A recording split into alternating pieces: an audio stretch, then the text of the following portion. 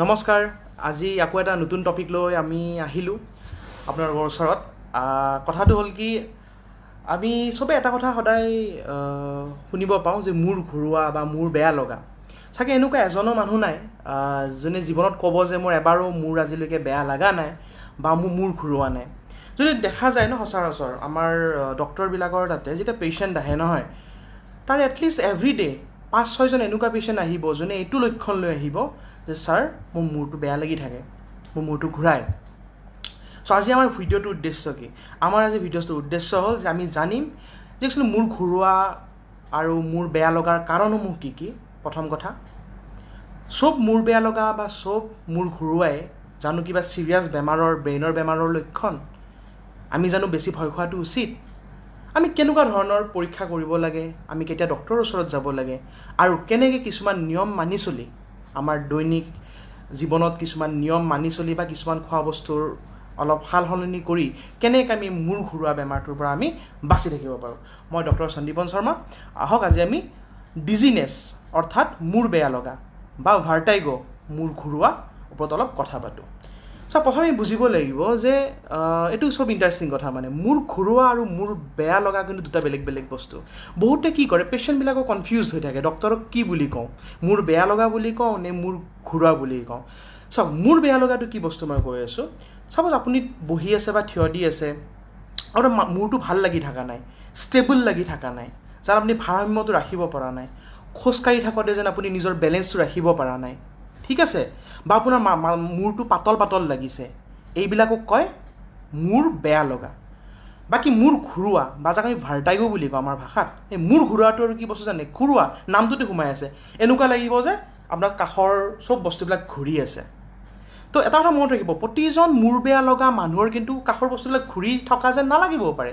কেতিয়াবা মূৰ বেয়াটো এনেকুৱা লাগে যে অকণমান বহাৰ পৰা উঠি দিয়াৰ লগে মূৰটো অকণমান বেয়া বেয়া লাগিল, অলপ দেৰিকৈ ষ্টেবল হৈ যায়। তেওঁৰ এনেকুৱা নহয় যে কাষৰ বস্তুবিলাক ঘূৰি থাকে।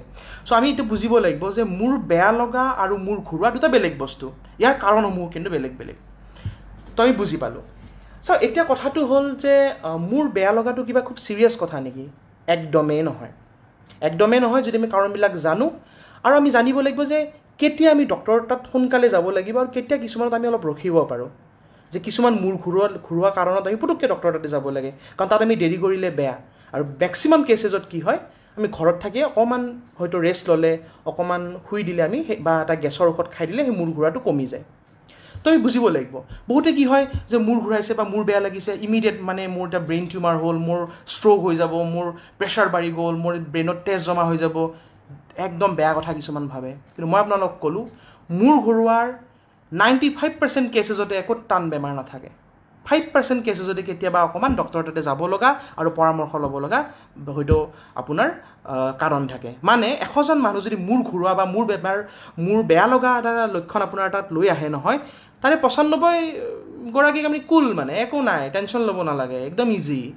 5%তে কেতিয়াবা সেইবিলাক ওলায়, যিবিলাক কিন্তু আমাৰ প্ৰব্লেমটো কি, আমাৰ 95%টো বাদ দিয়ক, 100% আকৌ বেয়াটোহে ভাবে কিন্তু, যে মোৰ চিটি স্কেন এখন কৰিব লাগে, মই MRI এখন কৰিব লাগে। জানেনে যে যিমানখন MRI বা চিটি স্কেন কৰা হয় ভাৰতত মূৰ বেয়া লগা বা মূৰ ঘূৰোৱাৰ কাৰণে, 100খনৰ কেতিয়াবা এখনতে কিবা এটা প্ৰব্লেম ওলায়, মানে 99খন ৱেষ্টেজ যায়। কিয় জানেনে? আমি বেছি চিৰিয়াছ বেমাৰটোক লৈ পেলাই, কিবা হৈছে ব্ৰেইনৰ ভিতৰত বা মোৰ কি হৈ আছে। চ' সেইকাৰণে আমি জানিব লাগিব। আমি চব বস্তু যদি জানো ন, লাইফটো বহুত ইজি হৈ যায় ন। কয় ন, নলেজ ইজ পাৱাৰ। আমাৰ জ্ঞানটো আমাৰ পোহৰ হয়। আমি আন্ধাৰত খোজকাঢ়িব আপোনাৰ ভয় লাগিব, ক'ত বা পৰোঁ, ক'ত বা ভৰিখন পৰে। কিন্তু আপোনাৰ যদি জ্ঞান থাকে, আপোনাক সেই ৰুমটোতে যদি পোহৰ আনি দিয়া যায়, আপোনাৰ সেই আন্ধাৰত খোজকাঢ়িব লগা ভয়টো আপোনাৰ নোহোৱা হৈ যাব। মই দিয়া এই যিবিলাক মোৰ প্ৰচেষ্টা, মোৰ সেইটো যে আপোনালোকে জীৱনত যিবিলাক মেডিকেল ৰিলেটেড অন্ধকাৰত ভুগি আছে, বেমাৰ ৰিলেটেড, তাত মই যেন অকণমান পোহৰ আপোনালোকক দিব পাৰোঁ, যে আপোনালোকে ইমান ভয় খাব নালাগে। এতিয়া হওক যে মূৰ ঘূৰাৰ কাৰণবোৰ কি কি। চ' মূৰ ঘূৰাৰ মই কথা কৈছোঁ যে 95% কাৰণতে কোনো চিৰিয়াছ কাৰণ নাথাকে, আৰু 5%ত অকণমান চিন্তা কৰিবলগীয়া কাৰণ থাকে। সেই হিচাপত আমি মূৰ ঘূৰা কাৰণবিলাক মেইনলি দুটা ভাগত ভাগ কৰোঁ। এটা হ'ল মূৰ ঘূৰা কাৰণ যদি মূৰৰ কিবা বেমাৰৰ কাৰণে হয়, মানে মগজুৰ কিবা বেমাৰৰ কাৰণে হয়, আৰু আনটো ভাগ হ'ল মগজুৰ বাহিৰৰ কিছুমান বেমাৰৰ কাৰণে, যে চকুৰ বেমাৰৰ কাৰণে, কাণৰ বেমাৰৰ কাৰণে, প্ৰেছাৰৰ কাৰণে, চুগাৰৰ কাৰণে, থাইৰয়ডৰ কাৰণে। তো আপোনালোকে চবেই বুজি লওক যে মূৰ ঘূৰাৰ মেইনলি দুটা কাৰণ থাকে। এটা যে মূৰতে আছে কাৰণটো, ব্ৰেইনত যিবিলাক জেনেৰেলি অকণমান বেয়া কাৰণ হয়, যেনেকৈ ধৰক ব্ৰেইন টিউমাৰ হ'ব পাৰে, বা ব্ৰেইনত ক'ৰবাত নাৰ্ভ চেপা খাই থাকিব পাৰে, ক'ৰবাত ইনফেকশ্যন হ'ব পাৰে ব্ৰেইনত, বা ব্ৰেইনত ক'ৰবাত ষ্ট্ৰ'ক হ'ব পাৰে। কিন্তু কি জানে, সেইবিলাক বহুত কম, তেনেকুৱা কাৰণ হোৱা চান্সটো বহুত কম। বেছি কাৰণ হ'ল মূৰ ঘূৰোৱাৰ কোনবিলাক বেছি কমন, কোনবিলাক বেছি সাধাৰণ, সেইবিলাক হ'ল যিবিলাক আমাৰ মূৰৰ বাহিৰৰ কাৰণ, আন কাৰণসমূহ। ব্ৰেইনৰ ভিতৰত বেমাৰ থকাৰ কাৰণে মূৰ ঘূৰোৱা বহুত কম মানুহৰে দেখা যায়, ঠিক আছে। লাখৰ মাজত এটাৰ কেতিয়াবা ব্ৰেইন টিউমাৰ ওলায়, ঠিক আছে, গতিকে ইমান ভয় কৰিব নালাগে। এতিয়া আহোঁ যে মূৰৰ বাহিৰে কি কি কাৰণ আছে যিবিলাক সাধাৰণতে সৰ্বসাধাৰণত দেখা যায়। চবতকৈ ইম্পৰ্টেণ্ট আহিব এনিমিয়া, ৰক্তহীনতা। হয়, এনিমিয়া এটা তেজৰ বেমাৰ, কিন্তু মূৰ বেয়া লাগিব আপোনাৰ। কেনেকুৱা হ'ব, বহাৰ পৰা উঠি দিলে আপুনি আন্ধাৰ আন্ধাৰ দেখিব। কাৰণ এনিমিয়া কেতিয়া হয়, যেতিয়া আপোনাৰ তেজৰ হিমোগ্ল'বিনটো কমি যায়। হিমোগ্ল'বিনৰ কাম হ'ল আমাৰ ব্ৰেইনত অক্সিজেন লৈ যোৱা। আপোনাৰ যেতিয়া ব্ৰেইনে অক্সিজেন নাপাব, মূৰটো বেয়া লাগিব অলপ সময়ৰ কাৰণে। হৈ গ'ল এনিমিয়া, ৰক্তহীনতা। নাম্বাৰ 2, চুগাৰ থাকিলে। চুগাৰ যদি বহুত বেছি বাঢ়ি যায়, তেতিয়াও মূৰ বেয়া লাগিব। আৰু কেতিয়াবা যিবিলাক মানুহ অলৰেডি চুগাৰৰ ট্ৰিটমেণ্ট লৈ আছে, ছাপ'জ ইনচুলিন লৈ আছে বা টেবলেট খাই আছে, কিন্তু ছাডেনলি তেওঁলোকৰ চুগাৰটো কিবা নামি গ'ল, তেতিয়াও মূৰটো বেয়া লাগিব পাৰে। সেইটো আৰু এটা কথাত আহিব, চাপ'জ আমি দিনটো উপবাসে আছোঁ, আমি একো খোৱা নাই, আমাৰ দেহত খাদ্য পৰা নাই, তেতিয়া কি হ'ব, আমাৰ দেহৰ চুগাৰটো লাহে লাহে নামি যাব। কাৰণ আমি শৰ্কৰা জাতীয় বস্তু খালেহে তেজত চুগাৰ থাকিব, তেতিয়া আমাৰ মূৰটো খুব বেয়া লাগে। তাৰপিছত চাবচোন, একাপ যদি ORS খাই দিয়া যায়, আমি বিন্দাছ। তো কি টেনশ্যন ল'ব লগা আছে, মূৰ ঘূৰা মানেতো ব্ৰেইন টিউমাৰ নহয় ন, মূৰ ঘূৰা মানে ষ্ট্ৰ'ক নহয়। তো আমি গম পালোঁ যে চুগাৰৰ অভাৱ বা চুগাৰ বেছি হোৱা এইটো এটা কাৰণ। তো আমি দুটা কাৰণ গম পালোঁ, এটা এনিমিয়া, ৰক্তহীনতা, আৰু এটা চুগাৰ। দেন প্ৰেছাৰৰ ক্ষেত্ৰতো বা ৰক্তচাপৰ ক্ষেত্ৰতো কথাটো একেই হয়। যদি প্ৰেছাৰটো বেছি কমি যায়, তেতিয়াও মূৰ বেয়া লাগে, বা প্ৰেছাৰটো যদি বহুত বেছি বাঢ়ি যায়, তেতিয়াও মূৰ বেয়া লাগিব পাৰে। হ'ল মানে প্ৰেছাৰটো আমি নৰ্মেলত ৰাখিব লাগে। মানে কেতিয়াবা কি হয়, স্কুলত ল'ৰা ছোৱালীক দেখিব, তেওঁলোকক বহুত সময় থিয় দিয়াৰ পিছত কি হয়, এইটো পুৱা ভালকৈ ব্ৰেকফাষ্ট কৰি নাযায়, ভালকৈ নাখায়, তেওঁলোক দুৰ্বল হয়, প্ৰেছাৰটো ল' হয়, মূৰ ঘূৰি পৰি যায়। আৰু বয়সীয়াল মানুহবিলাক আৰু কেতিয়াবা প্ৰেছাৰটো বাঢ়ি পেলাই পৰি যায়। তো প্ৰেছাৰ বাঢ়া আৰু কমা দুয়োটাই মূৰ বেয়া লগাৰ কাৰণ হ'ব পাৰে। তাৰ লগত থাইৰইড, হয়, থাইৰইডৰ যদি প্ৰব্লেম থাকে, তেতিয়া মূৰ বেয়া লাগিব পাৰে। কলেষ্ট্ৰল যদি বাঢ়ে, তেতিয়া কি হ'ব জানে, সেই কলেষ্ট্ৰলবিলাকে, সেই চৰ্বিবিলাকে আপোনাৰ মানে মগজুলৈকে যিবিলাক নলীয়ে, যিবিলাক ব্লাড ভেছেলছে আপোনাৰ তেজ লৈ যায়, তাত কি হ'ব, প্ৰলেপ পৰিব, লেয়াৰ পৰিব, আৰু সেইবিলাক লাহে লাহে লাহে সংকুচিত হ'ব, সৰু হৈ যাব। ফলত কেতিয়াবা ব্ৰেইনলৈকে ব্লাড নাযাব, ঠিক আছে। তেতিয়া আপুনি মাথাটো বেয়া লাগিব, কলেষ্ট্ৰল হ'লেও। সেইটোক আমি TIA বুলি কওঁ, মানে ট্ৰেনজিয়েণ্ট ইস্কিমিক এটাক। এইবিলাক নাম আপোনালোকে মনত নাৰাখিলেও কথা নাই, জাষ্ট কৈছোঁ। এই বেমাৰটোৰ নাম হ'ল TIA, ট্ৰেনজিয়েণ্ট ইস্কিমিক এটাক, বা আমি কওঁ প্ৰি ষ্ট্ৰ'ক, মানে ষ্ট্ৰ'ক হোৱাৰ আগৰ মুহূৰ্তটো মানে প্ৰি ষ্ট্ৰ'ক বুলি কওঁ। তো তেতিয়াও মূৰটো বেয়া লাগিব পাৰে। তাৰ বাহিৰে যদি মই কওঁ, কিছুমান মেডিচিন খালেও মূৰ বেয়া লাগে। যেনে ধৰক খুব বেছি কাঢ়া যদি এণ্টিবায়'টিক কেতিয়াবা খায়, বা কেতিয়াবা আপুনি যদি কিছুমান এংজাইটিৰ মেডিচিন খায়, টোপনিৰ মেডিচিন খায়, পিছদিনা কি হয়, মূৰটো খুব বেয়া লাগি থাকে, টোপনি লাগি থাকে, থুলনি দি থাকে, ইফালে পৰো যেন লাগে। গতিকে এইটো ইম্পৰ্টেণ্ট, কাৰণ আমি ভাবিছোঁ যে মোৰ বেমাৰ হৈ আছে, পিছত গম পালে যে আপোনাৰ মেডিচিনে আপোনাক অন্যায় কৰিছে, আপোনাৰ ৰক্ষকে ভক্ষক হৈছে। তেতিয়া জানিব লাগিব, তেতিয়া আপুনি জনাৰ লগে লগে আপুনি সেই মেডিচিনটো গেট আউট কৰি দিব, লগে লগে আপুনি ভাল। গতিকে এইটো বস্তু ইম্পৰ্টেণ্ট। কেতিয়াবা কি হয়, প্ৰেছাৰৰ দৰৱ খোৱাৰ পিছতো মানুহৰ যদি প্ৰেছাৰটো বেছি নামি যায়, এডজাষ্টটো ভালকৈ নহয়, প্ৰেছাৰৰ মেডিচিনটো খোৱাৰ পিছত তেওঁৰ যদি প্ৰেছাৰ মেডিচিন তেওঁৰ লগত বডিৰ লগত এডজাষ্ট নকৰে, তেতিয়াও মূৰ বেয়া লাগিব পাৰে। মানে ঔষধ বা মেডিচিনো মূৰ বেয়া লগাৰ কাৰণ হ'ব পাৰে। তাৰ বাহিৰে মই আহোঁ, কৈছোঁ লঘোণে থকা, দিনটো লঘোণে থকা। তাৰ বাহিৰে ডিহাইড্ৰেশ্যন, চাপ'জ আপুনি ৰ'দত বহুত সময় খোজকাঢ়ি আছে, পানী খোৱা নাই, পানী খাই থাকিব লাগে। পানী নাখালে কি হয়, তেজত আপোনাৰ পানীৰ পৰিমাণটো কমি যাব, পানীৰ পৰিমাণটো কমি গ'লে আপোনাৰ ব্ৰেইনটো কষ্ট পায়, আৰু লগে লগে আমাৰ মূৰটো ঘূৰাই। সেইবিলাক মানুহ কেতিয়াবা কি হয়, প্ৰেছাৰটো বহুত ল' হৈ যায়, চেলাইন দিব লগা হয়, ডিহাইড্ৰেশ্যন হয় নাই, পায়খানা চাপ'জ হৈ আছে, খুব বেছিকৈ ডায়েৰিয়া হৈ আছে, বেমাৰ হৈ আছে, খাব পৰা নাই, তেতিয়াও আপোনাৰ কি হয়, তেজত পানীৰ পৰিমাণটো কমি যায়। এইটো কিবা টান কথা নেকি, ইমান ভয় কৰিব লগা কথা নেকি, যে একদম মূৰ ঘূৰাইছে বহুত ডাঙৰ কথা হৈছে। সাধাৰণতে চেলাইন বা 2 পেকেট ORS খাই দিলে কমি যায়। তো এইবিলাক কথা হ'ল মূৰ ঘূৰা। তাৰ বাহিৰে কি, চকুৰ যদি আপোনাৰ পাৱাৰ যায়, চকুৰ পাৱাৰ গ'লে আপোনাৰ মূৰ ঘূৰাই, সেইটো কেনেকৈ গম পাব? আৰু বহুত সময় মোবাইলটো যদি টিপি থাকে 1 ঘণ্টামান, তাৰপিছত পটককৈ যদি চকুটো বেলেগ বস্তুৰ পিনে লৈ যায়, আপোনাৰ ফ'কাছটো মোবাইলটো চাই আছিল, কিন্তু তাৰপিছত বেলেগ বস্তু চোৱা আৰম্ভ কৰিলে, লগে লগে মূৰটো অলপ সময়ৰ কাৰণে বেয়া লাগি যাব। তেতিয়াহ'লে গম পাব যে এইটো চকুৰ কাৰণে হ'ব লাগে। কাণৰ কাৰণে মূৰ বেয়া লাগে, সেইটোক আমি BPPV বুলি কওঁ, মানে বেনাইন পেৰক্সিজমেল পজিচনেল ভাৰ্টাইগো। তাত কি হয়, আপোনাৰ আপুনি এনে ভালে থাকে, কিন্তু মূৰটো যদি লৰচৰ কৰি দিয়ে, মূৰটো বেয়া লাগি যায়। এইটো আচৰিত। কাণৰ কাৰণে কেতিয়া গম পাব যে কাণৰ কাৰণে মূৰ ঘূৰাই আছে?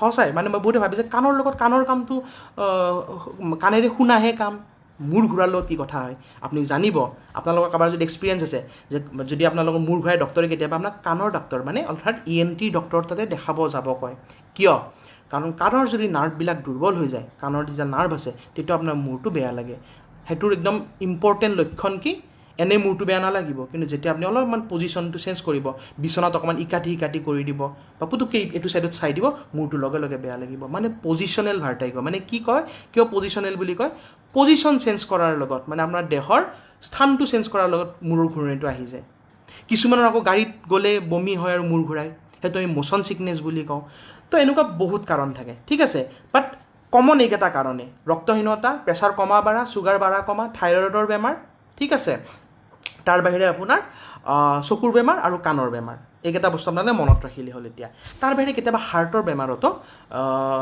মূৰ বেয়া লাগে কি হয় আপোনাৰ হাৰ্টটো যদি ভালকৈ পাম্প নকৰে তেতিয়া কি হ'ব ব্ৰেইনে ভালকৈ ব্লাড নাপাব কাৰণ আমাৰ গোটেই দেহৰ হাৰ্টটোৰে কাম ন হৃদযন্ত্ৰটোৰে কাম সি পাম্প কৰি থাকিব কিন্তু যদি ভালকৈ পাম্প কৰিব পৰা নাই তেতিয়া কি হ'ব মাথাটো বেয়া লাগিব বহুত মানুহে কি হয় মূৰ বেয়া লগা বুলি ডক্টৰ তাতে আহে ব্ৰেইনত একো নাপায় হাৰ্টৰ প্ৰব্লেম পায় পেচ মেকাৰ দিব লগা হয় আচৰিত কথা নহয় জানো আপুনি পাব এনেকুৱা পেচেণ্ট আপোনাক ক'ব যে মই তোক লৈ গৈছিলোঁ মূৰৰ বেমাৰ ডক্টৰে মোক দি দিলে পেচ মেকাৰ মানে কি একচুৱেলি তাৰ হাৰ্টটো নিজে পেচটো বনাব পৰা নাছিল মানে গতিটো বনাব পৰা নাছিল পেচ মানে গতি গতিকে ভালকৈ পাম্প কৰা নাছিলে মূৰটোত তেজ যোৱা নাছিলে আৰু সেইকাৰণে মূৰটো বেয়া লাগিছিলে ঠিক আছে এতিয়া আমি ডক্টৰৰ তাতে কেতিয়া আৰ্জেণ্টলি যাব লাগে চবতে নালাগে আপুনি জানে যে চব আপুনি স্কুলত মূৰ ঘূৰাই পৰিছে পুতুককৈ ডক্টৰ তাতে লৈ যোৱাৰ দৰকাৰ নাই আৰু ডায়েৰিয়া হৈ আছে পুতুককৈ ইমান ভয় খাব দৰকাৰ নাই ORS খুৱাই চাওকচোন অকণমান ঘৰৰ কামবিলাক কৰি চাওক পানী খুৱাওক ভাত পানী ভালকৈ খাব দিয়ক কেতিয়া যাম কেইটামান লক্ষণ আপোনালোকে ভালকৈ শুনক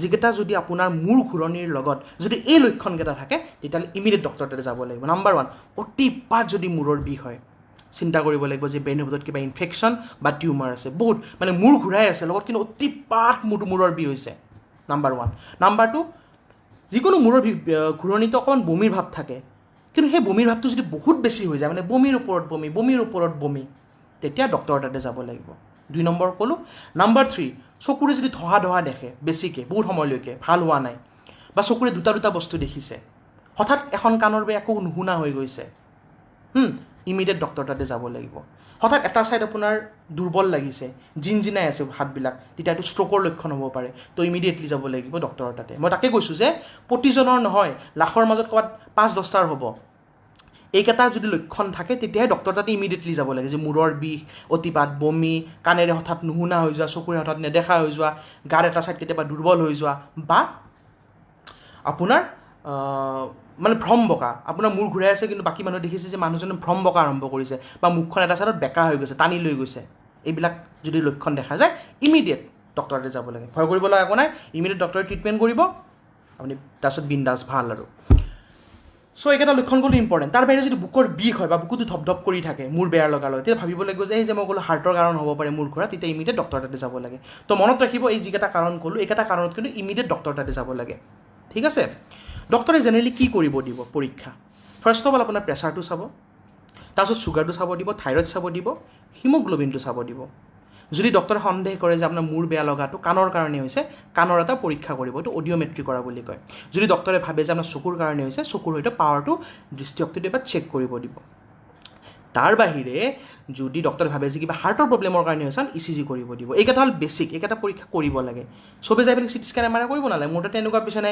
ছাৰ মই মূৰটো ঘূৰাই আছে আপুনি প্লিজ মোক এখন MRI লিখি দিয়ক মই কওঁ আপোনাৰ নৰ্মেল আহিব টেনশ্যন ল'ব নালাগে কিয় MRI এখন কৰিব লাগে 8,000 টকা এখন খৰচ কৰি পেলাই পুতুককৈ সেই MRI কেতিয়া কৰিব লাগিব মই ক'লোঁ নহয় অতিপাত মূৰৰ বিষ হৈছে এটা ছাইড পেৰালাইচিছ টাইপৰ হৈ গৈছে মুখখন এটা ছাইড টানি লৈ গৈছে কথাবিলাক বজা আৰম্ভ কৰিছে চকুৰে নেদেখা হৈ গৈছে কাণেৰে নুশুনা হৈ গৈছে তেতিয়া কৰিব লাগিব তো প্ৰতিজন মূৰ ঘূৰা বেমাৰীয়ে MRI কৰা বা CT স্কেন কৰা কোনো দৰকাৰ নাই এতিয়া হওক যে আমি কিদৰে লাষ্ট পাৰ্ট এইটো বহুত ভালকৈ শুনিব যে আমি কেনেকৈ বাধা দিম মানে কেনেকৈ ঠিক কৰিম এই মূৰ বেয়া লগা বা মূৰ ঘূৰোৱাটো নাম্বাৰ 1 এটা হেল্ডি লাইফষ্টাইল সদায় সোনকালে মানে আমাৰ যিবিলাক মানুহে টাইমত টোপনি নামাৰে যিবিলাক মানুহে টাইমত নাখায় তেওঁলোকৰ দেখা গৈছে গৱেষণাৰ পৰা মূৰ বেয়া লগা বেমাৰবিলাক বেছি হয় তো সদায় টাইমত শুব লাগে টাইমত উঠিব লাগে পুৱা তাৰ বাহিৰে সদায় এটা টাইমত শুব লাগে টাইমটো চেঞ্জ কৰি থাকিব নালাগে খোৱা লোৱাত খুব বেছি ভালকৈ গুৰুত্ব দিব লাগে, ব্ৰেকফাষ্টতে ভালকৈ কৰিব লাগে, যে দিনটোৰ কাৰণে এনাৰ্জেটিক হৈ থাকে, ব্ৰেইনে যাতে গ্লুক'জ ভিটামিন গোটেইখিনি পাই থাকে,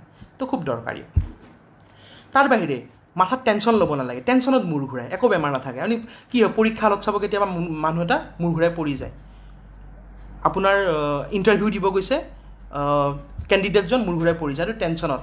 কেতিয়াবা কি হয়, ঘৈণীয়েকজনে কথাটো শুনিলে যে ল'ৰাজনৰ এক্সিডেণ্ট হৈছে, লগে লগে ফিট হৈ মূৰ চাই গুচি যায়, মূৰ ঘূৰাই যায়। তো টেনশ্যনৰ এংজাইটি ল'ব নালাগে, মেডিটেশ্যন কৰিব লাগে। কৈছে যে মেডিটেশ্যন যিবিলাকে কৰে তেওঁলোকে বহুতখিনি এই মূৰ ঘূৰা প্ৰব্লেমবিলাক কমি যায়। তাৰ বাহিৰে ৰেগুলাৰ এক্সাৰচাইজ কৰিব লাগে, পানী খাই থাকিব লাগে, ডিহাইড্ৰেশ্যন হ'ব দিব নালাগে, তেতিয়া আপোনাৰ ব্ৰেইনলৈকে ভালকৈ ব্লাডটো যাব পাৰে।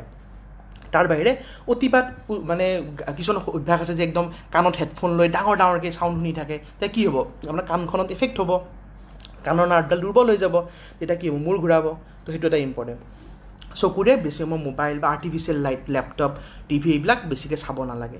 যদি এনেকুৱা আপুনি কিবা এটা চাকৰি কৰে য'ত উপায় নাই, আপুনি 8 ঘণ্টা কম্পিউটাৰত কাম কৰিব লাগে, মাজে মাজে 1 ঘণ্টা কাম কৰি 10 মিনিটৰ কাৰণে চকুটো বন্ধ কৰিব, বা অকণমান বাহিৰত গৈ পেলাই অকণমান প্ৰকৃতিখন ভালকৈ নেচাৰখন চাব, বাহিৰৰ বস্তুবিলাক চাব। অনবৰত আৰ্টিফিচিয়েল লাইটটোত কাম কৰাটো ভাল নহয়। ঠিক আছে, একদম বুজি পালে, টেনশ্যন ল'ব লগা একো নাই। তাৰ বাহিৰে কিছুমান বস্তু খালে ভাল। কেনেকুৱা ধৰক, দেখা গৈছে যিবিলাক মানুহে যদি জিঞ্জাৰ খায়, আদা খায় আৰু হালধি খায়, তেওঁলোকৰ এইবিলাক খুব এণ্টি অক্সিডেণ্ট থাকে। হালধি তাতে কাৰ্কুমিন বুলি এটা বস্তু থাকে, জিঞ্জাৰ খালে গেছবিলাক কমি থাকিব, আল্টিমেটলি মূৰ ঘূৰাটো ভাল হৈ থাকিব, হজম শক্তি ভাল হয় জিঞ্জাৰ খালে, মানে আদা খালে, তো খাব লাগে। তাৰ বাহিৰে কি হৈছে, তেওঁলোকে কৈছে যে ভিটামিন চি যুক্ত যিবিলাকে খাদ্য খায়, যেনে ধৰক কমলা টেঙা, মৌচুমী টেঙা, নেমু টেঙা, সেইবিলাক খুব ভাল, নাৰ্ভৰ কাৰণে, নাৰ্ভবিলাক ভালকৈ কাম কৰে। কাণৰ যিবিলাক মানুহ কাণৰ কাৰণে মূৰ ঘূৰাই, তেওঁলোকে বহুত এইটো ৰিচাৰ্চত আছে, তো খাব লাগে। তাৰ বাহিৰে ভিটামিন B12, যাক আমি মিথাইল কোবালামিন বুলি কওঁ, যিটো আমাৰ নাৰ্ভবিলাক ভালকৈ কাম কৰি থকাৰ কাৰণে খুবেই দৰকাৰী। ভিটামিন B12 কেনেকুৱা বস্তুত পোৱা যায়, হয় ভিটামিন B12 জেনেৰেলি মাছত পোৱা যায়, আপোনাৰ মাংসত পোৱা যায়, গাখীৰত পোৱা যায়, পনীৰত পোৱা যায়, ঘিউত পোৱা যায়, এইবিলাক খাব লাগে। ঠিক আছে।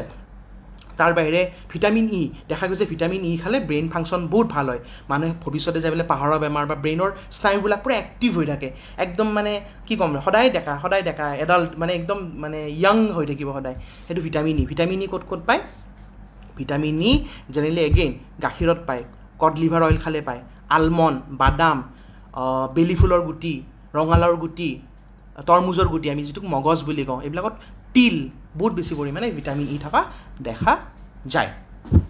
তাৰ বাহিৰে থাকে ভিটামিন ডি। ভিটামিন ডি থকা বস্তুবিলাক খালেও বহুতখিনি পৰিমাণে মূৰ ঘূৰৰ পৰা ভাল পোৱা দেখা যায়। ভিটামিন ডি এগেইন সূৰ্যৰ পোহৰত পোৱা যায়, সেইকাৰণে সদায় পুৱা সোনকালে উঠিব লাগে, যাতে, কাৰণ দিনটোতো কামত গুচি যাব, তেতিয়া ক'ত আৰু ৰ'দ পাব, অফিচৰ ভিতৰত থাকিব, পুৱা উঠিব লাগে অলপ, আধা ঘণ্টা অলপমান। সেইকাৰণে আমাৰ সভ্যতাত কিয় সেই সূৰ্য নমস্কাৰ এইবিলাক কিয় কয়, সদায় পুৱা উঠিব লাগে, অকণমান 15 মিনিটৰ কাৰণে হ'লেও ৰ'দত যাব লাগে, কাৰণ ভিটামিন ডিটো মই অলৰেডি ভিডিঅ' বনাইছোঁ, চাব পাৰে, ৰ'দত পোৱা যায়, তেতিয়া আপোনাৰ খুব নাৰ্ভবিলাক খুব ভাল হৈ থাকে। ভিটামিন ডিটো খুব দৰকাৰ নাৰ্ভবিলাক, কাৰোবাৰ যে হাত ভৰি জিনজিন কৰি থাকে সেইবিলাকৰ কাৰণেও ভাল। এইকেইটা হ'ল আমি নৰ্মেল য়োগা, মেডিটেশ্যন এইবিলাক কৰিব লাগে। মেডিটেশ্যন কৰক, য়োগা কৰক, প্ৰাণায়াম কৰক, তো এইকেইটা হ'ল নৰ্মেল, মানে যে এইকেইটা কৰিব লাগিব। তাৰ বাহিৰে কি জানে, আপুনি কেতিয়াও কোনোবা যদি মাতে পুতুককৈ পিছফালে এনেকৈ চাই দিব নালাগে, মানে পুতুককৈ ব্ৰেইনৰ মুভমেণ্টটো ছাডেন কৰিব নালাগে, হঠাৎ ঘূৰি দিব নালাগে, লাহেকৈ পিছফালে চাব লাগে। চাপ'জ বহুত সময় মাটিত বহি আপুনি কাম কৰি আছে নহয়, অকণমান সষ্টম হৈ লাহেকৈ উঠিব লাগে। কিছুমান কি হয়, আপুনি কাম কৰি থাকে, পুতুককৈ কলিং বেল কোনোবা এটা বজাই দিয়ে বাহিৰত, লগে লগে আপুনি থাপকৈ উঠি দিয়ে, লগে লগে মূৰটো আপোনাৰ বেয়া লাগে, কাৰণ সেইখিনি ব্ৰেইনে এডজাষ্ট কৰিব নোৱাৰে। চ' সদায় যদি মাটিত বহি কাম কৰি থাকে, অকণমান লাহেকৈ উঠিব লাগে, ইমান পুতুককৈ উঠি দিব নালাগে। তো এইবিলাক বস্তু নিজে অলপমান মানি চলিব লাগিব। শোৱাৰ সময়ত গাৰুটো বেছি ওখ কৰিব নালাগে, বেছি তলো কৰিব নালাগে, সেইবিলাক বস্তু আপোনালোকে অলপ মানি চলিব লাগে। তাৰ বাহিৰে যদি ৰ'দত গ'লে কিছুমানৰ মূৰ ঘূৰাই, চকুত জোৰ পৰাৰ কাৰণে আপোনালোকে গগলছ ইউজ কৰিব পাৰে। এইকেইটা নৰ্মেল। তাৰ বাহিৰে যদি কওঁ আপোনাৰ কিবা বেমাৰ আছে, তেতিয়া বেমাৰটো ট্ৰিটমেণ্ট কৰিব লাগিব, তেতিয়াহে আপোনাৰ মূৰ ঘূৰাটো কমিব। যদি আপোনাৰ প্ৰেছাৰ আছে, আপোনাৰ প্ৰেছাৰো ট্ৰিটমেণ্ট কৰক, হয়নে? আপোনাৰ যদি চুগাৰটো ভালে ৰাখক, থাইৰয়ড যদি থাইৰয়ডটো ভালে ৰাখক, যদি আপোনাৰ এনিমিয়া আছে, ৰক্তহীনতা আছে, আপুনি আইৰণৰ চিৰাপ খাওক, ভিটামিন খাওক, যেতিয়া হিমোগ্ল'বিনটো বাঢ়িব তেতিয়া অট'মেটিক মূৰ ঘূৰাটো কমি যাব। তো প্লাছ স্মকিং, এলকহল এইবিলাক বাদ দিয়ক। খুব বেছি কফি খোৱাটো বেয়া, কিন্তু আকৌ ৰিচাৰ্চে কৈছে চাহ খোৱাটো বহুত ভাল, specially green tea. Green tea খালে কোৱা হৈছে যে ইমান ভাল, তাত থিয়েনিন বুলি এটা বস্তু থাকে গ্ৰীণ টিত, থিয়েনিন, আৰু ই আপোনাৰ নাৰ্ভবিলাক খুব বেছি সতেজ কৰে, মূৰ ঘূৰাটো কমি যায়। আশা কৰোঁ মই কম সময়ৰ ভিতৰত যিখিনি ক'ব পাৰিছোঁ মই কৈছোঁ, আপোনালোকে এইখিনি জানি লওক। আৰু মোৰ যদি ভিডিঅ'বিলাক আপোনাৰ ভাল পাইছে, প্লিজ প্লিজ প্লিজ আপোনালোকে ভিডিঅ'বিলাক শ্বেয়াৰ কৰিব আৰু মোৰ পেজটো ফ'ল' কৰিব ধন্যবাদ